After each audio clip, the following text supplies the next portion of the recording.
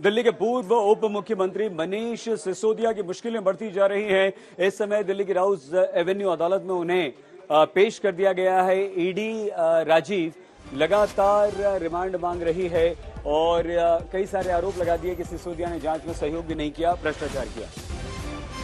और भी कई सारे पॉइंट्स ईडी की तरफ से रखे गए, जिसमें जो मुनाफा है, जो कमीशन है, उसको बढ़ाया गया है। सिसोदिया के कहने पर ही इस कमीशन को बढ़ाया गया। ईडी ने कहा है राउज एवेन्यू कोर्ट में इस वक्त रिमांड अर्जी पर बहस चल रही है और इसके बाद अगर समय बचा तो सीबीआई मामले में जमानत पर सुनवाई होगी, अगर समय बचा।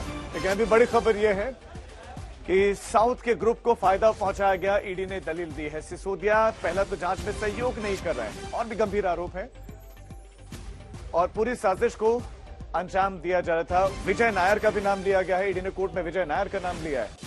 संजय शर्मा हमारे संवाददाता लगातार हमारे साथ बने हुए। संजय, इस वक्त का अपडेट ने कौन कौन सी दलीलें ईडी की तरफ से रखी गई हैं और क्या मनीष सिसोदिया के वकील वो कब तक अपना पक्ष रख सकते हैं?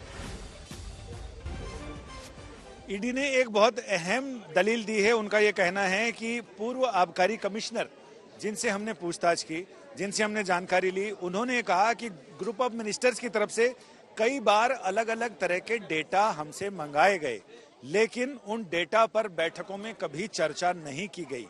और उन्होंने ये भी कहा, पूर्व आबकारी कमिश्नर ने, कि होलसेल प्रॉफिट मार्जिन 12% तय किया गया, लेकिन बैठकों के मिनट्स में इसका कहीं जिक्र नहीं है। अगर ग्रुप ऑफ मिनिस्टर्स के बैठक में इसका जिक्र नहीं है, इसका मतलब कोई एक अदृश्य शक्ति थी जो फैसले ले रही थी, जिसके बारे में ग्रुप ऑफ मिनिस्टर्स को कोई जानकारी नहीं थी। इनकी मीटिंग के मिनट्स आते थे, उसमें वो अपनी जानकारी इंसर्ट कर दिया करते थे।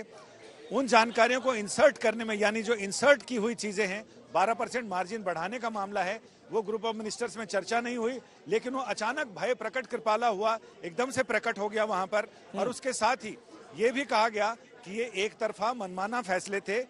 कोर्ट ने इस पर पूछा कि आप कैसे कह सकते हैं कि 12% की सिफारिश ग्रुप ऑफ मिनिस्टर्स ने की थी।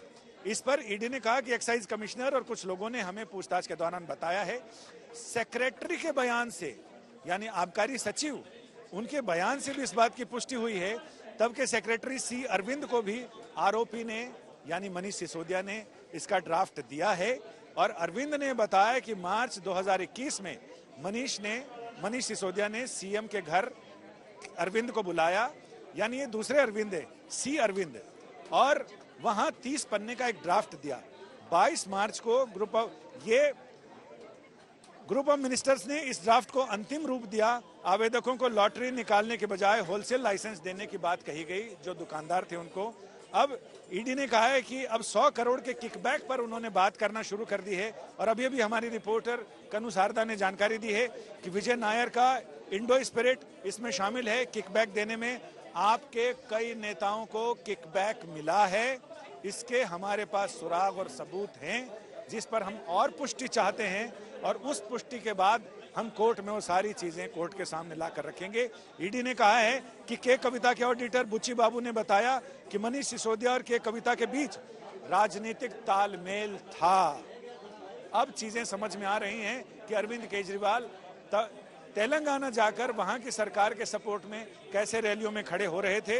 तो इसके अब दूसरे अर्थ भी निकाले जा रहे हैं, क्योंकि कहते हैं बात निकलेगी तो दूर तलक जाएगी। अब ये बात निकली है, अब धीरे धीरे मायने लगाए जा रहे हैं, आर्थिक मामलों से कानूनी तक और कानूनी से राजनीतिक तक। यहाँ तक का सफर संजय, काफी हद तक ईडी के सामने वो पिक्चर क्लियर है कि मनीष सिसोदिया की भूमिका क्या थी, विजय नायर की भूमिका क्या थी, के कविता की भूमिका क्या थी, और ये आधार बनेगा कल के कविता से जब पूछताछ होगी तो। बस अभी अभी जो ये चीजें मेरे पास आ रही हैं जानकारी अंदर से, वो बिल्कुल आपने जो प्रश्न किया है उसी प्रश्न का उत्तर मैं आपको दे रहा हूं। ये कह रहे हैं कि के कविता ने विजय नायर से मुलाकात की थी, यानी विजय नायर वो कड़ी था जो के कविता और मनीष सिसोदिया को जोड़ रहा था। दोनों के आर्थिक, सामाजिक और राजनीतिक स्वार्थों को जोड़ने वाली कड़ी विजय नायर है। विजय नायर इधर इनका भी अंतरंग रहा, उधर के कविता से भी उनकी मुलाकात होती रही। ईडी ने यह भी कहा है कि विजय नायर मुख्यमंत्री केजरीवाल और डिप्टी सीएम मनीष सिसोदिया के इशारे पर काम कर रहा था। उनके पास सबूत हैं। उन्होंने कोर्ट को कहा है कि इसके हमारे पास पुख्ता सबूत हैं, हम इसकी और पुष्टि कर लें तो हम कोर्ट के सामने इसे जरूर रखेंगे और हम अपने दलीलों को साबित करके रहेंगे कोर्ट में, ये उनका कहना है।